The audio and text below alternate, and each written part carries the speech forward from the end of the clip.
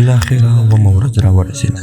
عبدالمطلب د خدای د شکر ادا کولو په خاطر پسه حلال کړ او د قریشو مشران یې راوغوښتل. په دې عظیم جشن کې نوم ورباندې محمد کېښود. کله چې له عبدالمطلب څخه پوښتنه وشوه چې ولې دې د محمد نوم ورباندې کېښود، دا نوم خو په عربو کې نوی او بې سابقې دی. ورته یې وویل چې غوښتل مې په ځمکه او اسمانونو کې ستاینه وشي. ستا په قدم نړۍ روښانه شوه، ستا پیدایښت د مؤمنانو اختر شو. د حضرت محمد صلی الله علیه وسلم د زوکړ ورځ د نړۍ ټولو مسلمانانو ته مبارک. رحمت للعالمین یا رسول الله.